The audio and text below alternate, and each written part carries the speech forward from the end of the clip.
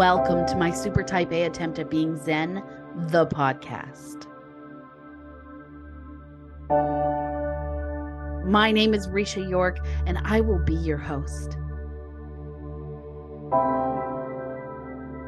If you are overworked, overtired, overstretched, overwhelmed, and just over it, you are in the right place.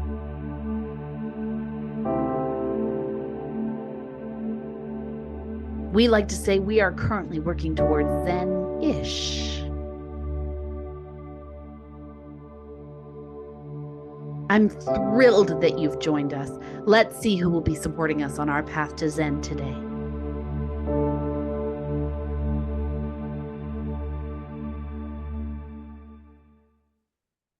Thank you for joining us for part 2 of Rebecca Bolden's chat.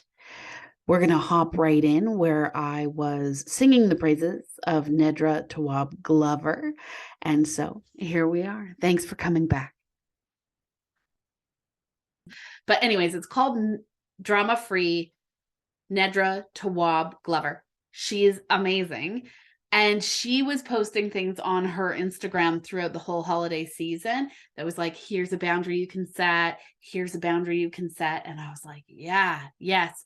And I was resharing a lot of them because I think a lot of people struggle with that sort of thing, right? At the holidays. And it stresses us all out because it's a different dynamic. You've got different people in your house. You're, trying to make things really special. I try and focus now on the magic. I try and think of the word magic for the entire month of December, because I think the Christmases that I remember or the holidays that I remember that I have the fondest memories of, it's when my mother or my grandmother made magic. So you just stressed me out. You didn't just stress me out. That triggered me a little bit. Magic.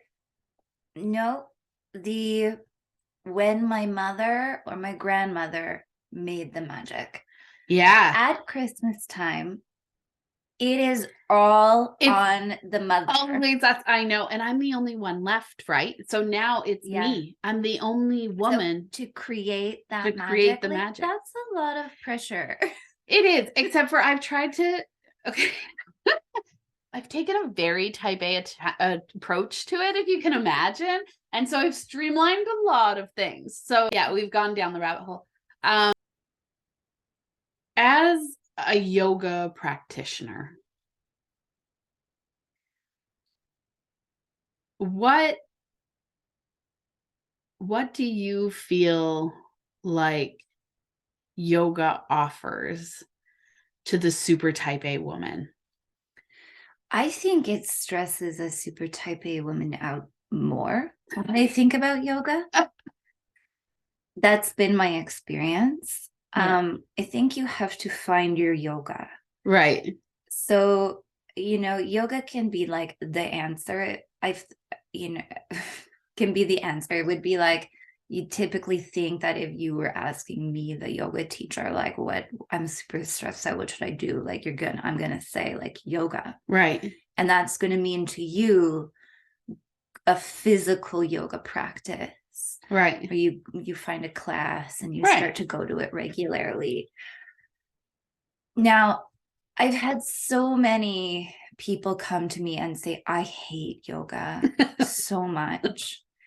Or like, I can't sit still. I can't. Yes. It just stresses me out more. I can't sit still. And I think what needs to get out there is that yoga is not just that. Right. There's so many different types of yoga. And I also find that don't get me wrong, I love my type A people. Yeah. But what I find is that a type A personality is often drawn to a type of yoga that feeds into that type A-ness. Right. Like a power yoga. Yeah. Or a vinyasa, something fast and flowy and furious. Right. Which is comfortable, Yeah. right? Because it's what you know, and it's But I might argue that as a type A person, what I actually need is the opposite. exactly. So I think what I'm getting at, like the point here is that it's not easy and Yeah. it's not necessarily enjoyable at first. Right. That it too is work. Yeah. Similar to meditation. Yeah. Yes, exactly. So coming back to the when I just said you have to find your yoga doesn't actually have to be what we think is yoga. It doesn't have to be you going to a yoga class. Right. It could be you going for a walk. It could be you listening to music. It's the thing that connects you, mind, body, spirit. Right. Yoga means union. Right. So it is whatever unifies those things. Yeah. If for you, connecting all of those things together is going for coffee with a friend, that is yoga. Yeah. Like all of these, just having that mindset. Yeah. Now, if you are going to a yoga class specifically because of a physical need that you want, then yeah, go do that. Right. Right. But yeah, I think that when people come to me and say, especially if they're stressed out like that, and sort of get annoyed with the like, yeah, just do yoga. Yeah. Think of yoga being so many different things. That makes sense. How did you come to yoga, and was it on a quest for Zen, or did it sort of It kind of fell into my lap. What I would say is that I was already doing yoga. Again, because I found at that point I was doing the thing that connected me, mind, body, spirit. And when I talk about my yoga journey, I have recognized that even when I was a kid, I was doing yoga. Most kids do yoga without knowing it, but oh yeah. And that not being a physical practice, although I did love to dance and things like that. But when I felt most myself, when I felt most connected, was in my body, and I was drawn to dance. Right. So that's how I came to yoga, because as a child, that was the route I ended up taking. And then that transferred into actually going to university for dance. And that did there was a bit of havoc that was wreaked on my body as a result. And then I found yoga. Right. And it was kind of by accident. I was gifted a pass a week, unlimited, right, to a yoga studio in my neighborhood where I lived at the time. And I just completely fell in love, like almost immediately. It was a really great sidestep right, from dance. It still had all of the elements of dance yeah, that I was used to, and yet it offered the mindful piece and more balance in your body, a healthy body. Yeah. Right. Yeah, I started to heal the injuries that I had sustained because of dance, in that aspect. So that was great. But it was also hot yoga, like it was moksha, which is now moto. But and at the time I was athletic, and it was like I liked the athleticism of it. Mm-hmm. It's 26 postures. It was done twice. Like you do those postures twice. It was a set thing, kind of like dance. Like it was like right, like a routine. It was a routine. I knew what was coming next. There were mirrors, which I wouldn't necessarily. I don't use mirrors anymore, and haven't for years and years and years. But again, it was a bit of a natural sidestep from the progression dance world. from dance. Yeah, I can appreciate that. Yeah. And how did it fuel your practice of Zen? So because it was hot yoga, the thing that I loved the most about that was the sweating. Yeah. It was the physically shedding layers of myself, and like, actually it's really gross, but literally leaving puddles of myself and walking away On the floor. afterwards Yeah. on the floor. And that was the first, I really needed that tangible physical thing to connect in that way. Like, Yeah, I can I appreciate needed that. to see it before I believed it, which is weird because it's not really like me, but Yeah. that's what was so powerful to me, was like this letting it out, Yeah. like this kind of gross letting it out. Whereas now I know that's happening, Right. regardless, and whenever I move at all. I think that's also, so there's a section in the course where we talk about learning to let go. Because I think when you're super type A, that's one of the things you're most challenged with. Yeah. And that, like, even that phrase, letting go, like, I find it can be triggering Yeah. as well, right? Like, just let it go. Just let it go. And you're like, excuse me, you don't know what I've been through, or you don't know what I'm carrying, or you don't know what my baggage is, or whatever that might be. Yeah. But there's and like, also, it's just thrown out there like it's so easy. like, it's so easy. Just let it go. Go. I think there's mental work that has to be done around it. It's a lot of work. Right. And a not a lot of people are stopping and being like, oh, I know I need to let this go. Let me just sit here, parse through all my emotions around that moment. Think about the triggers, understand how it's not serving me, take some time to dwell on that. And okay, so we'll just let that go now. Like, you're not doing that process.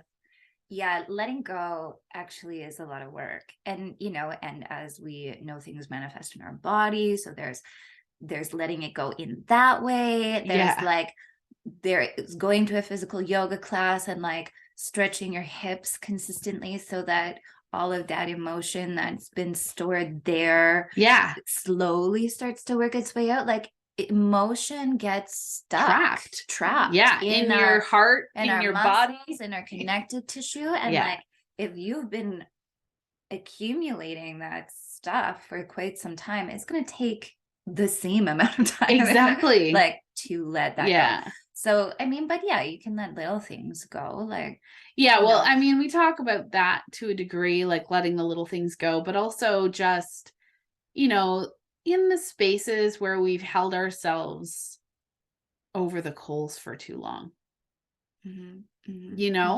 I think we carry trauma, and we carry shame, and we carry judgment for a long time. And so these are big things. Like, those are the things that take time. They take time to let go. The little things can be a matter of habit, right? Absolutely. So eventually you're like, right, I don't need to think about those things. Those are not something I'm going to take on. I'm going to let that go. The big things you have to work on, and it's a constant, it's a practice. Yeah. Right? Yeah. I think there's also there's a fine line between letting go and surrender. Yes, I agree with that. There's some things where you, like, I would say I work often on surrendering control. Yeah. That's a big one. This kind of, like, we circle back to seasons again, but like this in mothering, and in when you're in it and your kids are like, the go phase, and not so independent, like they're still so dependent on you. Again, there's that, like, you come back to the fact that it is not permanent. But that is a surrender time. I am experiencing that surrender time right now. It is heavy. And it is hard. None of this is easy. No, none of this is easy. But also, I think, there's surrender, and then there's letting go. The letting go for me is what expectations I might have had of myself as a mother. Right? I need to let that go. Like, there's no reason to hang on to these expectations or these, because I don't know about anyone else who's super type A, but for the most part, if you are super type A, you set your own standards and you set them really high. And sometimes it's impossible. Like it literally is impossible level. And not only are you expecting those standards for yourself, but you're expecting them for everyone around you. Right. And that's not fair. And that's not fair. So I think, in my motherhood role, there's letting go of those expectations and surrendering control To what is. Like to what surrendering is. to what is. And also, it doesn't mean I don't have expectations of myself as a parent. I certainly do. But also having that conversation with myself where it's like, is this realistic to expect this? Would I expect this of anyone else? Yeah. Right. A great example of this is, do you follow Dictator Lunches on Instagram? No, I do not. Okay. So, her name is Jenny Mullen. She's an actress. She's an author. She's hilarious. Okay. She's very, very funny. She's married to Jason Biggs. Mm-hmm. She's hysterical. So she has this account called Dictator Lunches on Instagram, and she has 2 children and she makes lunches for them, and she does before and after, like, here's what I packed, here's what they ate. And she comes up with some really inventive, cool, and I was like, yeah, I don't have time for that, but it gives me ideas. So like, that's cool. And my oldest, his lunch box broke last week. And I had to buy him a new one. And I searched like most durable, whatever. So I get this new lunchbox and it's got 5 compartments in it. It's a bento box. And it's got this tiny little one in the middle. And I'm like, what's that for? And I'm now trying to think like of creative ways to pack a lunch where it looks fun and exciting for him to eat. So he'll eat it. Mm-hmm. Right. And I go, oh, I'm going to check Dictator Lunches and for some ideas. And I scroll through and it's cute. Like she does like little shark cutouts, something. I knew she was going to cut things out. Yeah, I know, but, or she'll just say things like, carrots floating on a bed of blackberries. And I'm like, cute. Okay. That's cute. Mm-hmm. Right. Mm-hmm. And I appreciate the inspiration. I totally do. But then I think to myself, it is not possible for me to set that as a standard for myself right now. That is unreasonable at this moment in time. Yeah, like that's an art project. It's beautiful. And I'm so envious because it is beautiful. Yeah, and she's like, book about it, I think. Like, this is her job, right? Like, she's doing such a beautiful job. But like, truly, I would love the time and energy to do something like that. Yeah, I've made those lunches. Yeah. But I don't know. Like once or twice or like regularly. Like more than once or twice. I don't even make the lunches anymore. My partner does the lunches and has for about a year or more at this point. I was like when they were younger. Right. I was definitely the lunch person. That job's been taken off my plate. I love that. I definitely offer ideas. Yeah. But I needed a break. Yeah. Well, and that's it. Like, you get bored. Let me rephrase that. I get bored of doing the same thing over and over again because of who I am as a person. And my son, my oldest especially, is so mini me that if I'm bored, he's bored, right? So I'm trying to shake it up and do something different. Mm-hmm. But that's one of those motherhood moments where I'm like, you don't have to be Dictator Lunches. No. Use it as inspiration, be creative, I let it throw stuff together. I don't even do the lunches. I delegated that job. That's amazing. I love That's how far I went with letting go of that. But like now I've got a second one starting school in September, and now there's got to be 2. Like there's no way I'm hitting the standards that I'm hitting right now. I don't know. Maybe there is. I don't know. But I think it's the expectation piece, right? In my brain, they have the perfect lunch that they eat the whole thing, and they come home from school happy and delighted, and they sit down, do their homework, or they sit down and do their reading, and we have a lovely evening as a family, and everybody eats the dinner I put on the table. And Like, that's your expectation? I think in my brain, I have these moments. I've never lived in a nuclear family Right. in my life. Yeah. The only example I have of this is Leave It to Beaver. I was just thinking of Leave It to Beaver. I was like, this is very Leave It to Beaver. I know, right? And it's so, as a feminist, it's so antiquated too. I'm like, I'm not aiming for June. That's like not my goal or expectations. It really isn't. But I have zero experience in a nuclear family. Right. So for me, so there's a bit of idealism. There's an idealism around it, which I actually kind of find quaint and cute, and I don't want to let it go. Hey, like I've had nights like that, and honestly, I'm at the end of the evening, I'm kind of like in awe. Like that's how it went. Yeah, like we had a really smooth day yesterday as a family, and I honestly can't take any credit. Maybe in the planning of it, but the action aspects were that my partner made a slow cooker meal in the morning, and I took my youngest off to a play date, and we planned to go snowboarding around 3. Yeah. To return to that slow cooker meal. And we did. Nice. And it went all very smoothly. Not everyone liked the slow cooker meal. Sure. But everyone tried the slow cooker meal. I mean, that's something. 3 out of 4 loved the slow cooker meal. We ate it in the living room at the coffee table while watching the last few episodes of Wednesday. Oh, nice. And I totally had a moment where I was sitting on the couch and was like, well, this day went very well. Yeah. Well, isn't this a nice quaint little moment? Yeah, like we did that on Friday. We just implemented in my, attempt at being Zen. I'm trying to find more balance with family time.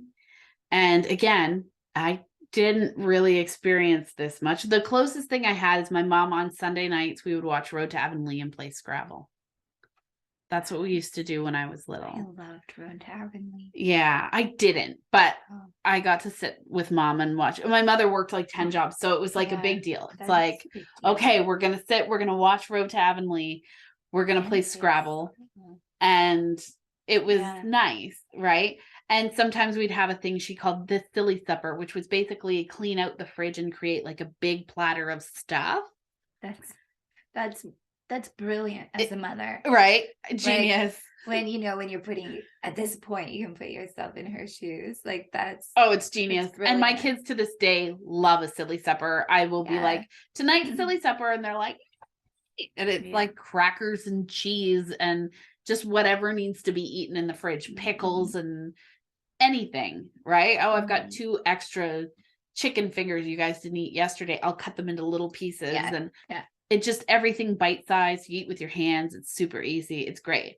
And sometimes I'll make like a grilled cheese and cut it into 8 little tiny things or whatever, but it's literally like clean out the fridge, get it done. So we would do that. So what we started to do is on Friday nights, we have family night, and we were doing family movie night, but my kids are in this phase right now where movies stress my oldest out. Like the inciting incident, he's very sensitive and emotional. He just gets really upset. Yeah. And he doesn't want to watch the movie.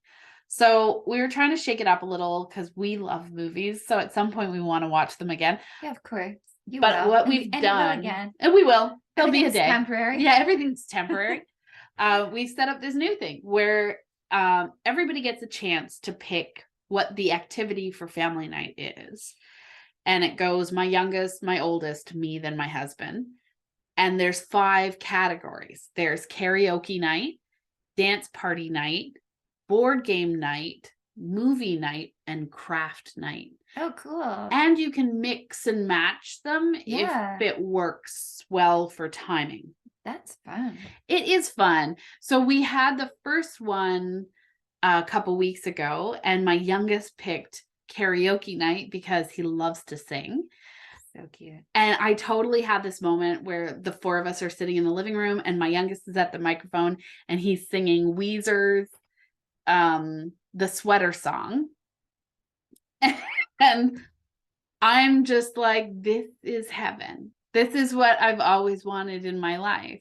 And then it quickly devolved into the children complaining about snacks and getting all upset about something and kind of like, pop the balloon. But I had that moment where I was like, like So, this is the imagined yeah. realized. Yeah. And so circling back to the point, which is then being able to notice those moments. Those moments is huge. Yeah. Because those moments carry you through the stressful time. Yeah. And being mindful in those moments. Yeah. Yeah. And it's easy to get even stressed out in a moment like that, within a moment, because you try to cling to it. You want to hang on to it. We come back to letting go. And the practice of Zen, which is not to cling. It is to just let it move, let a moment move past. Yeah. So my advice in those moments, like when I recognized I was in that moment last night, I took my eyes away from the screen we were watching Wednesday and like looked around the room and took in their faces. Yeah. And actually said, like, guys, I really love you. Aw. And it was just like, yeah, they were just gonna like, sure, Mom. I also like to, in those moments, kind of connect to all my senses. Like, what do I smell? What do I see? What do I hear? Absolutely. What do I, right? That's a very grounding exercise. It is. It grounds you in the moment. So and we'd made, solidifies it. Like that night that Q's singing, we'd made stovetop popcorn, so the whole house smelled like popcorn, and there's like he's obsessed with marshmallows as a snack right now, so there's all these little marshmallows and raisins on a plate. He's like so excited and he's clinging on to the little microphone, and so it's just such a nice moment to sit in, and I can go back to it in my mind. And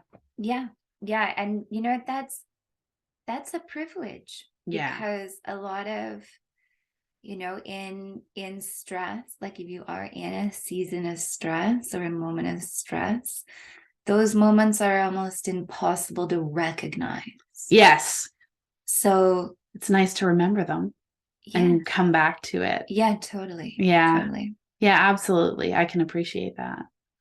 Thank you for being my guest today, Rebecca. You're very welcome. Thanks for having me. I'm always delighted to have a conversation with you. Your velvet green couch. Oh, thank you. I also like my velvet green couch. It's so soft and warm and comforting. You're here for January and February. I'm here for January, February. If you're looking for me, I'll be curled up on the velvet green couch. It's true. But yeah, I appreciate your insight into finding balance. And I appreciate your insight into, it's a practice, not necessarily a journey. And I appreciate your definition of the word yoga. Because I think that helps people. People hear that word and are instantly like, nah, I don't hang upside down or get all. And it's like, that's not necessarily what it's about. Yeah. Yeah, find your yoga. Yeah. And if you're in the Central Ontario region and you want to check out a yoga class, I highly recommend Rebecca's The Holding Space.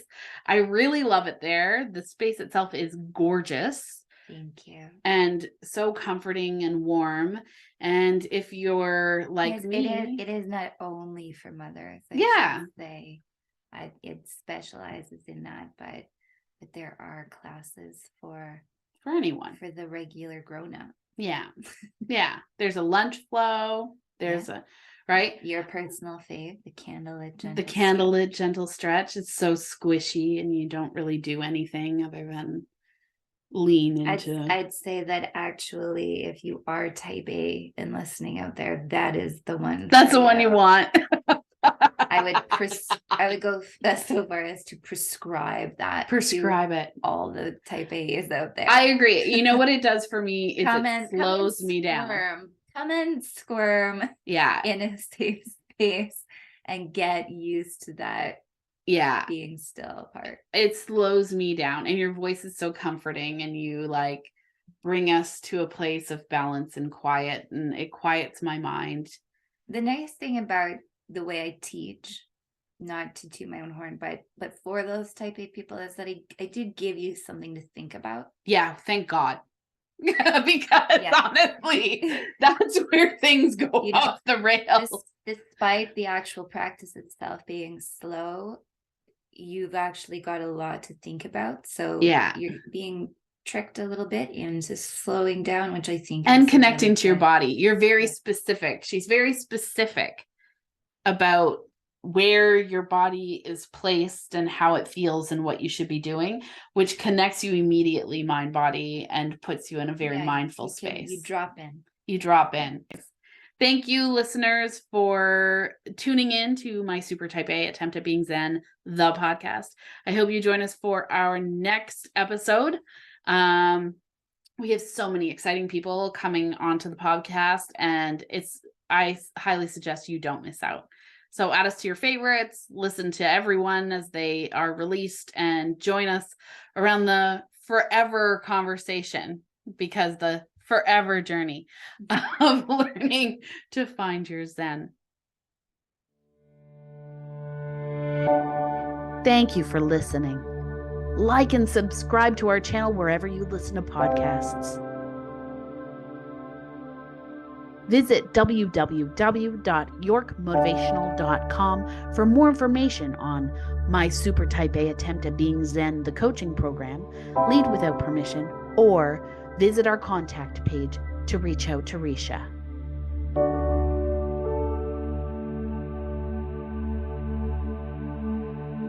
Wishing you all continued balance and fulfillment on your road to Zen.